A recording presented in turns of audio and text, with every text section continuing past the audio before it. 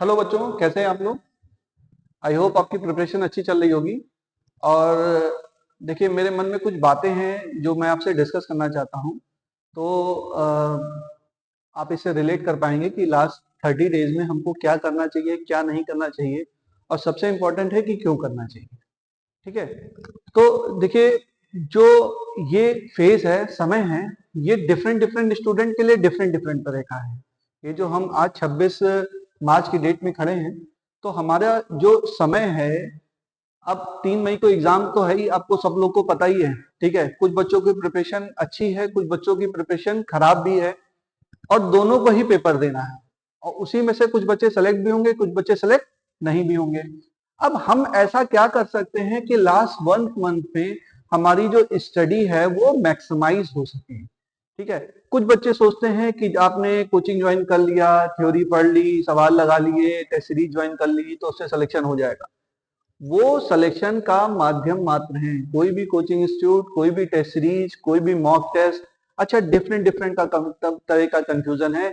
आज हमारी मार्केट इतनी भरी हुई है, इतने कोचिंग संस्थान हैं, इतने कोचिंग संस्थान की टेस्ट सीरीज है, इतने यूट्यूब के लेक्चर्स हैं, इतने इन्फ्लुएंसर हैं कि आप अपने आप प्रभावित होते जा रहे हैं। आप देख रहे हैं चीजों को, जो जो जैसा बोलता है वो वैसा आप फॉलो करने लगते हैं। बट मैं आपको कोई ऐसी चीज नहीं बोलने वाला हूं जिसको आप डिक्टो फॉलो ही करिए। बट आप ये देखिए बच्चों कि क्या आप मेरी बात से कनेक्ट कर पा रहे हैं कि नहीं कनेक्ट कर पा रहे हैं। और अगर कनेक्ट कर पा रहे हैं तो आप अपनी लाइफ में इन चीजों को उतारने की कोशिश करिए। और लास्ट 1 मंथ में कुछ एक बातें मेरी मान के देखिए, आपको रिजल्ट में जरूर इंप्रूवमेंट दिखाई देगा। ठीक है बच्चों। तो थोड़ी सी चीज हम लोग डिस्कस करते हैं बच्चों। जरा मुझे ये बताइए बच्चों कि अगर आपसे आपने कोई चीज 1 डेढ़ साल पहले पढ़ी हो, तो क्या वो चीजें आपको इस समय रिमेम्बर हो रही हैं? क्या चीजें आपको याद आ रही हैं? बहुत सारी चीजें हमको याद भी रहती हैं बच्चों, लेकिन क्या एग्जैक्ट चीजें याद रहती हैं? जैसे बहुत सारी चीजें हो सकती हैं। जैसे आपका डायमेंशन फॉर्मूला हो सकता है। ठीक है। आपकी जो हम लोग इंस्ट्रूमेंट पढ़ते हैं, डिफरेंट डिफरेंट टाइप के स्क्रू गेज पढ़ते हैं, वर्नियर कैलिपर्स पढ़ते हैं। ठीक है। उसके फॉर्मूलेज होते हैं, उसमें लीस्ट काउंट का फॉर्मूला होता है। ठीक है। और भी बहुत सारे फॉर्मूले होते हैं, उसमें उसकी रीडिंग निकालनी होती है। ठीक है। इसके अलावा हम अगर साउंड वेव की बात करें तो बीट्स वगैरह का चैप्टर है जिसमें हमको फ्रीक्वेंसी निकालनी होती है। तो बहुत सारी चीजें हैं, फिजिक्स में, बायोलॉजी में, केमिस्ट्री में, डिफरेंट डिफरेंट चीजों में बहुत सारी इंटायर चीजें हैं और जो मिक्स हो रखी हैं। चीजें याद तो हैं, लेकिन चीजें एग्जैक्ट याद नहीं है। अब हम लोग फंस गए। हम लोग करें क्या? रिवीजन कैसे करें? जब रिवीजन करते हैं तो हमारी सारी चीजें मिक्स होने लगती हैं, या रिवीजन में बहुत ज्यादा समय लगता है। तो what is the proper way to revise your entire syllabus in 1 month and maximise your good score? ठीक है। तो करना क्या है बच्चों? करना यह है कि आपको अपने चैप्टर्स, आप जिस भी कोचिंग इंस्टीट्यूट से पढ़े हो बच्चों, प्लीज लास्ट टाइम में आप नया लेक्चर मत देखिए, कोई भी नया चैप्टर मत पढ़िए। जितना आपने चैप्टर पढ़ा था, अब मैं ये तो नहीं मान सकता कि इस समय आपके चैप्टर कंप्लीट नहीं हुए होंगे। आप लगभग लगभग सारे चैप्टर कंप्लीट कर चुके होंगे, चाहे फिजिक्स है, चाहे आपकी बायोलॉजी है, चाहे आपकी केमिस्ट्री है। आपने लगभग लगभग सारे चैप्टर कंप्लीट कर रखे होंगे। और मान लीजिए अगर 1-2% चैप्टर नहीं कंप्लीट किए हैं बच्चों, तो उसको करने की आवश्यकता अब नहीं है। अब आपको नहीं पढ़ना है, नया न्यू टॉपिक, नया कॉन्सेप्ट आपको नहीं पढ़ने की जरूरत है। जो आपने पढ़ा है उसमें मैक्सिमम स्कोर लाने की जरूरत है, मैक्सिमाइज करने की जरूरत है, अपने समय को मैक्सिमाइज करने की जरूरत है। अब देखिए, पूरा समय आपका है। आप कोचिंग भी ज्वाइन किए थे, 5-6 घंटा पढ़ते थे, फिर घर जाते थे, फिर रिवीजन करते थे, सवाल सॉल्व करते थे। लेकिन डेली क्लासेस आना जाना, उसमें आदमी एग्जॉस्ट हो जाता है, व्यक्ति एग्जॉस्ट हो जाता है, तो बहुत सारी चीजें आप नहीं कर पाते हैं। लेकिन अब आप कोचिंग अगर नहीं आ रहे, किसी भी कोचिंग में आप पढ़ते हो, अगर आप कोचिंग नहीं जा रहे हैं और आप अपने घर पर हैं, तो आप अपनी कोचिंग में बनाए गए नोट्स को रिवाइज करिए, लाइन बाय लाइन रिवाइज करिए। उसमें जो कोचिंग में टीचर ने सवाल करा रखे हैं, जैसे मेरे जो स्टूडेंट्स हैं, वो फिजिक्स के सवाल आप सॉल्व करोगे तो मैक्सिमम सवाल आपको मेरे नोट से ही मिल जाएंगे एग्जाम में, जो बहुत सारे सालों में आए भी हैं। इसमें कोई कहने वाली बात नहीं है। लेकिन और मेरे ही नहीं बेटा, सब टीचरों के मिल जाते हैं, क्योंकि सवालों का एक पैटर्न होता है। आप सवाल जब लगाएंगे तो आपको एक पैटर्न पता चल जाएगा और उसी पैटर्न पे सारा एग्जाम बेस्ड होता है। आप प्रीवियस ईयर के क्वेश्चन लगाएंगे। देखिए फिजिक्स में मैं आपको बता दूं, आप पीवाईक्यू लगाएंगे, पीवाईक्यू लगाने के बाद आप उसकी एनालिसिस करेंगे। एनालिसिस करना बच्चों बहुत जरूरी है। अगर आपने किसी भी पीवाईक्यू लगाया और उसकी एनालिसिस नहीं की और एक एरर कॉपी बनाएंगे, एरर कॉपी में उसको नोट करेंगे कि हम कैसे, क्या हमको प्रॉब्लम आ रही है, और इस वे में ही रिवीजन करेंगे। रिवीजन अब ऐसे नहीं करेंगे बच्चों कि हमने एक चैप्टर उठाया उसको पढ़ते चलेंगे। हम रिवीजन इस तरीके से करेंगे, मेक माई वर्ड्स, कि हम क्या करेंगे। देखो बच्चों, तो मैं एग्जांपल लेके बताता हूं। मान लीजिए हम मोशन इन 1D स्टडी कर रहे हैं, ठीक है, या मोशन इन 2D मान लो, मोशन इन 2 डायमेंशन स्टडी कर रहे हैं। तो मोशन इन 2 डायमेंशन में आपका प्रोजेक्टाइल मोशन आता है, एक आता है प्रोजेक्टाइल मोशन। प्रोजेक्टाइल मोशन में भी ग्राउंड टू ग्राउंड होता है। जब हम ग्राउंड से ग्राउंड फेंकते हैं या तो किसी टावर पे चढ़ के फिर प्रोजेक्टाइल को फेंकते हैं। इसमें भी 3 तरह का होता है, एक सीधे फेंक दीजिए, एक ऊपर फेंक दीजिए, एक नीचे फेंक दीजिए, ठीक है। तो इस तरह का होता है। ग्राउंड टू ग्राउंड वाला है कि ये वाला है। अच्छा, इसके बेसिक फॉर्मूले मैंने लिखाए थे, वो आपको रिवाइज कर लेने हैं। फॉर्मूले सारे रिवाइज करने हैं, लेकिन फॉर्मूले का डेरिवेशन आपको पढ़ने की आवश्यकता नहीं है। लेकिन उसका जो बेस है उसका क्लियर है कि नीचे हाइट जा रहा है तो -h होता है, ठीक है। जो उसके टर्मिनोलॉजी है, जो उसका साइन कन्वेंशन है, वो आपको जानने की जरूरत है, मोशन इन 1D में भी और मोशन इन 2D में भी। और जब आप इसको सॉल्व कर लेंगे बच्चों, जब आप इसको सॉल्व कर लेंगे, जैसे ही आपने पूरा नोट्स रिवाइज किया तो आपको बेसिक क्लियर हो जाएगा। अच्छा, मोशन इन 2 डायमेंशन है, प्रोजेक्टाइल मोशन है, ठीक है। फिर आपका रिलेटिव मोशन भी है, रिलेटिव मोशन 1D में भी है और 2D में भी है, ठीक है। और उसके बाद आपका सर्कुलर मोशन भी आता है। क्या आता है? सर्कुलर मोशन भी आता है। आपने सारी चीजों को रिवाइज किया, उसके पीवाईक्यू को सॉल्व किया और पीवाईक्यू सॉल्व करने के बाद एक पैटर्न देखा कि इस तरह का सवाल हमारा ज्यादा आ रहा है, उस चीज को आपने और अच्छे से समझा और नोट्स में अपने नोट कर लिया। Then we jump into the second chapter, ठीक है। इस तरीके से आप रिवीजन करते जाएंगे बच्चों और धीरे धीरे धीरे धीरे आपका रिवीजन पूरा हो जाएगा। तो करना क्या है बच्चों, मैंने एक पीपीटी बनाई है, थोड़ा सा मैं गो थ्रू हो जाता हूं जिसमें आपको शॉर्ट में चीजें बता दूं कि लास्ट 30 डेज में हमारी स्ट्रेटजी क्या रहनी चाहिए।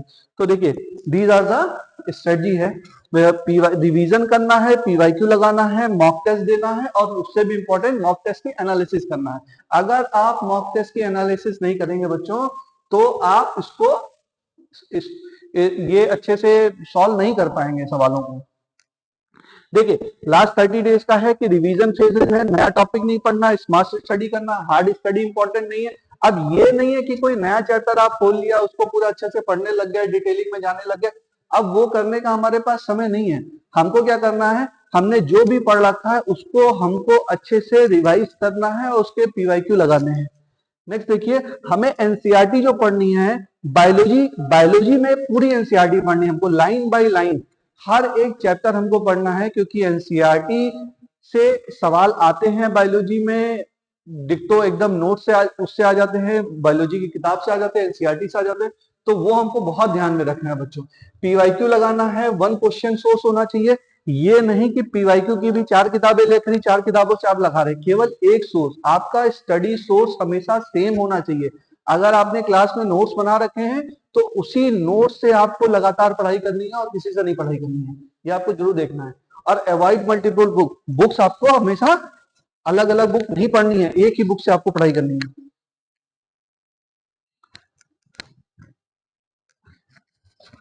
और देखिए बच्चों, आपको रिपीट सेम चैप्टर रिपीट करना है, focus on weak area, line by line NCERT, multiple revision cycle.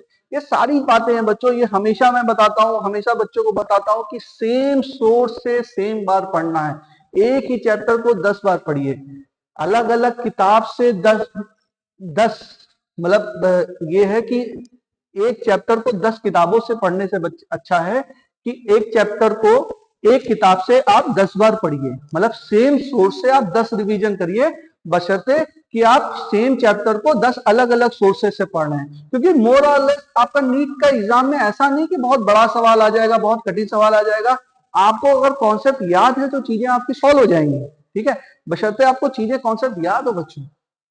अच्छा, रेगुलर फुल लेंथ टेस्ट लेने हैं आपको, फुल लेंथ टेस्ट हमारे यहाँ भी चल रहे हैं, करियर मंत्रा में चल रहे हैं, और बाकी आप अपने भी जहां भी आप पढ़ रहे हैं या कहीं भी आपका टेस्ट देने का जैसा भी आपका शेड्यूल है, आप फुल लेंथ टेस्ट दीजिए, एग्जामिनेशन टाइमिंग पे दीजिए, जिससे आपकी बॉडी क्लॉक सेट हो जाएगी और उसमें आप अच्छा परफॉर्म कर पाएंगे।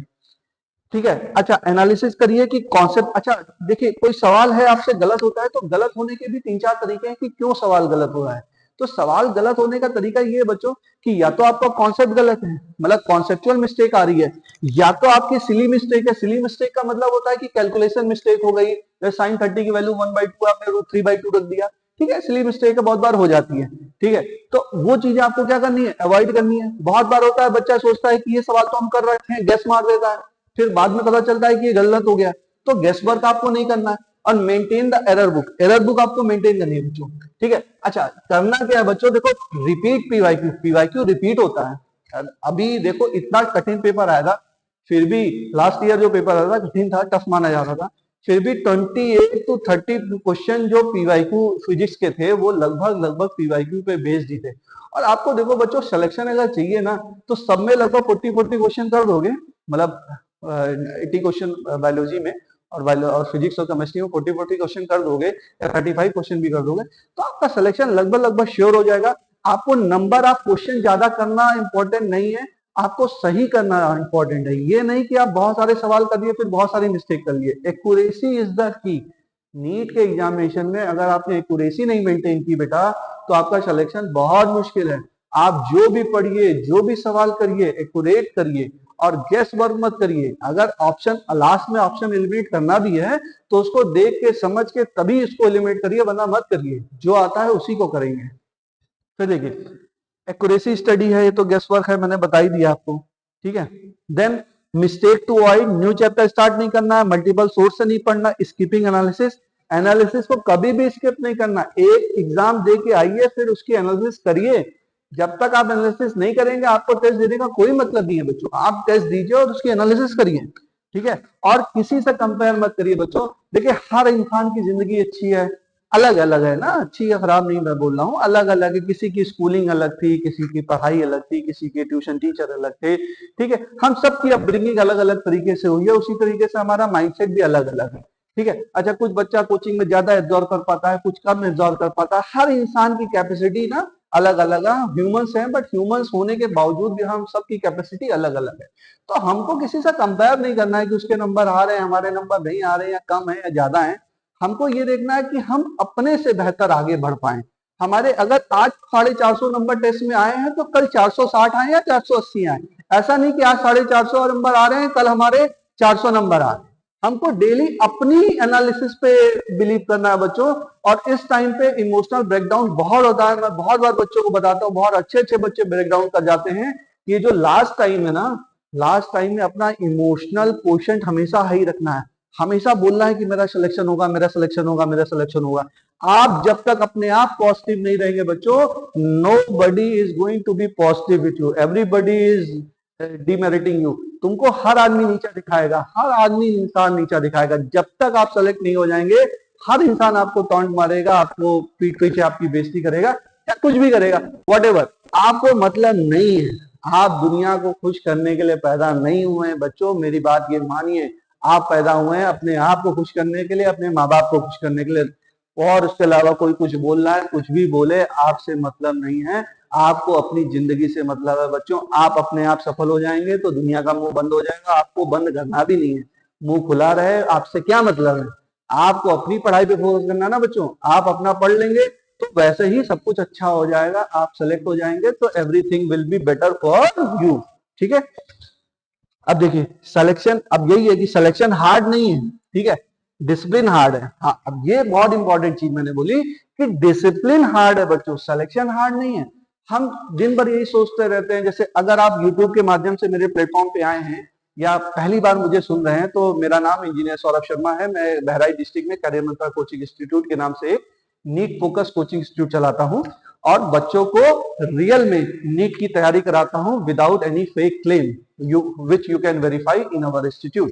ठीक है, तो बातें हैं, आपको सिर्फ पढ़ना ही नहीं है, कैसे पढ़ना है इसको भी सिखाना पड़ता है बच्चों को। बहुत बच्चों को मैं बताता हूँ, बच्चे आते हैं, लेकिन बच्चे तो बच्चे ही है ना।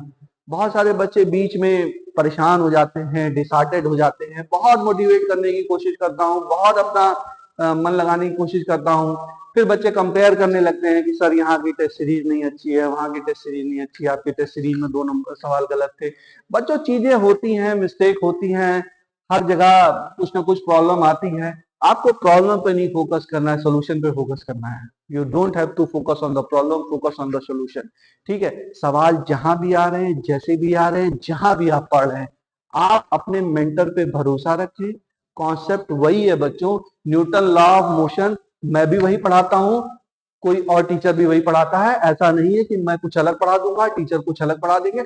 हर टीचर की अपनी अपनी स्टाइल होती है, अपना अपना ऑरा होता है। बच्चे, कुछ बच्चे समझते हैं, कुछ बच्चे नहीं समझते हैं, वो एक अलग इशू है, वो एक अलग इशू है। ठीक है, तो आप अपने पे फोकस करिए, अपनी स्ट्रेंथ पे फोकस करिए, अपने ऊपर फोकस करिए, और आप अपने आप को बोलिए कि मेरा सिलेक्शन हो सकता है। और आप डिसिप्लिन को फॉलो करिए, जो मैंने आपने फर्स्ट एंड लास्ट या लास्ट में मैं आपको ये कहता हूं कि आप ये मत सोचिए कि आपका सिलेक्शन हो रहा है कि नहीं हो रहा है। आप ये सोचिए कि क्या मैंने ईमानदारी से प्रिपरेशन की। आज इस बात को आप सोच के बैठिए कि क्या आपने ईमानदारी से प्रिपरेशन की, और अगर ईमानदारी से आप प्रिपरेशन करेंगे तो आपका सिलेक्शन कोई रोक नहीं सकता है। ये जो लास्ट के 30 दिन है, ये बहुत इंपॉर्टेंट है बच्चों। देखो, आखिरी टाइम बहुत इंपॉर्टेंट होता है। साल भर आपने क्या किया क्या नहीं किया आपसे कोई मतलब नहीं है, और 24 घंटे पूरे आपके पास हैं।